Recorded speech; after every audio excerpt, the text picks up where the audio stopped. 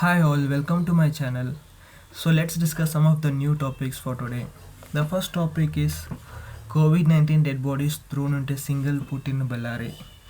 Karnataka's laudable management of COVID-19 took a hit on Tuesday with a video of insensitive burial of COVID-19 patients going viral.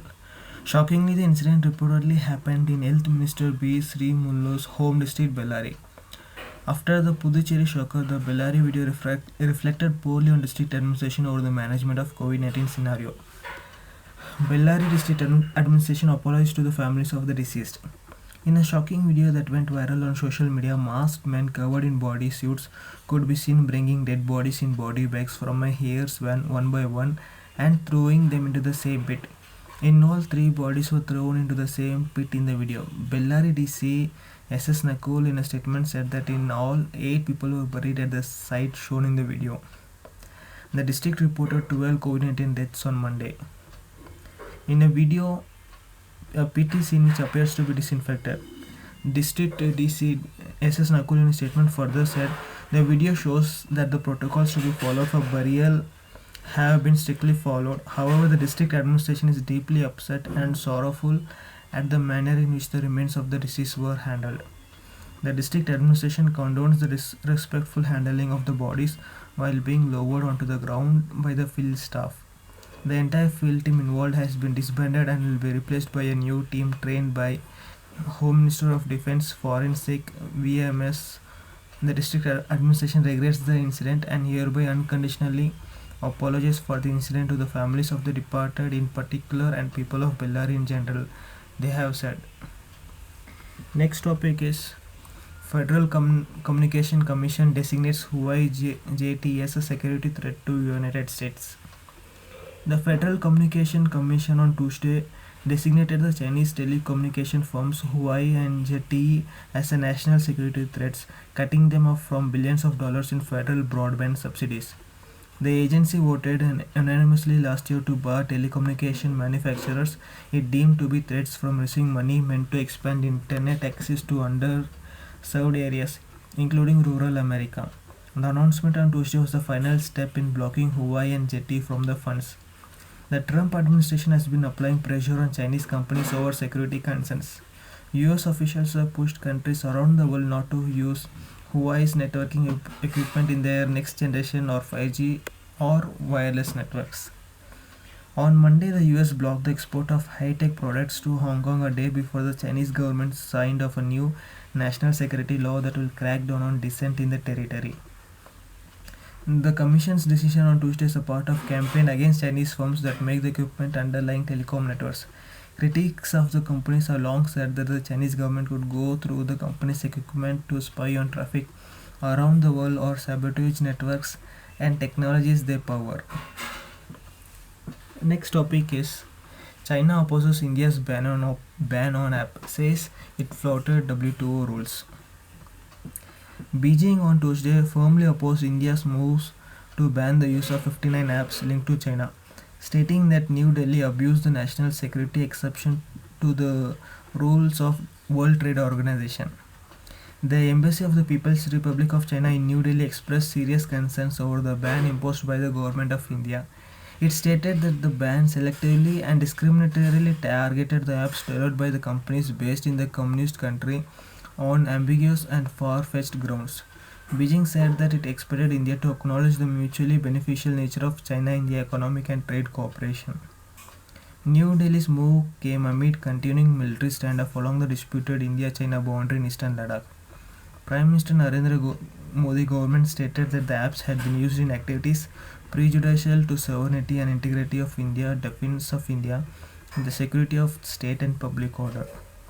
Beijing said that the ban imposed by New Delhi would affect not only the employment of Indians who provided support services for the apps, but also the interests of the users and livelihood of many creators and entrepreneurs. China is strongly concerned and we are verifying the situation, the spokesperson of Ministry of Foreign Affairs of the Chinese government told journalists in Beijing on Tuesday. They also said that New Delhi had a responsibility to safeguard the interests of China's companies in India.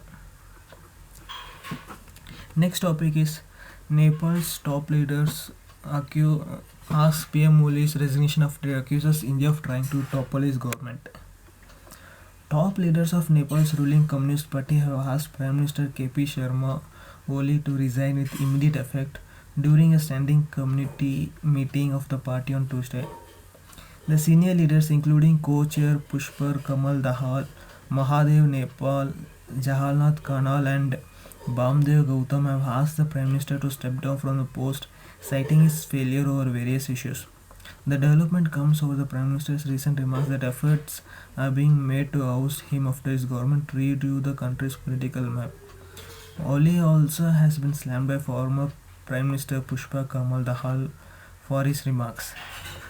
The Prime Minister's remarks that India was conspiring to remove him was neither politically correct nor diplomatically appropriate, they said.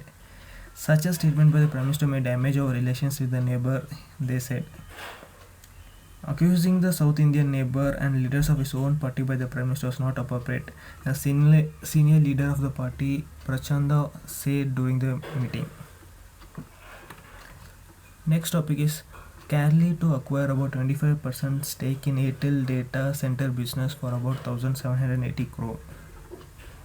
The Carlyle Group will acquire about 25% stake in Airtel's data center business, which is called as Nxtra Data, for rupees 1,780 crores. The company said in a statement. This will peg the enterprise valuation of NXT at $1.2 billion, which is over 9,000 crore. On completion of the deal, Carlyle will hold about 25% stake in the business, with Airtel continuing to hold the remaining stake of about 75%. Bharati Airtel and Comfort Investments, an affiliated entity of CAPV Mauritius Limited, an investment fund managed and advised by affiliated entities of the Carlyle Group, today announced an agreement under which Comfort Investments too will invest $235 million in NXT Data Limited, a subsidiary of Airtel engaged in the data center business. The transaction is subject to regulatory approvals, including nod from the Competition Commission of India. NXT, which is headquartered in New Delhi, offers data center services to leading Indian and global enterprises, startups, small and medium business, and governments. Next topic is Assam flood death toll reaches 25. The flood situation continued to be grim in Assam, where 3 more people died due to deluge, pushing the death toll to 25. Officials said 2 persons died in Barpeta district, while 1 death was reported from Dibrugarh district, the Assam State Disaster Management Authority said in a report. Floodwaters, however, receded from Udalguri and Kamrup but continued to submerge 23 other districts, including Dhemaji, South Salmara, Lakhimpur, Nalbari, Barpeta, Kograchhar, Golpura, Kamrup, Morigan, Galaghat, Jorghat, Dibrugarh, and Tinuksha, they said. On Tuesday, 25 of the Assam's 33 districts were hit by floods, affecting over 13.2 lakh people, besides claiming 4 lives. According to the report, Barpeta is the worst hit district, followed by South Salmara and Nalbari. Cropland totaling 75,700 hectares have been damaged across the state, they said. The district administrations have evacuated 3,245 people during the last 24 hours in 5 districts. The floods have also inundated much of the Karanzinga National Park in Galaghat, Wildlife Sanctuary in Morrigan, and National Park in Mangal-Dole, the district administration has told. Okay, that's all. Thank you for today. I will see you tomorrow with another video. If you like this video, please like and comment. Once again, thank you and bye.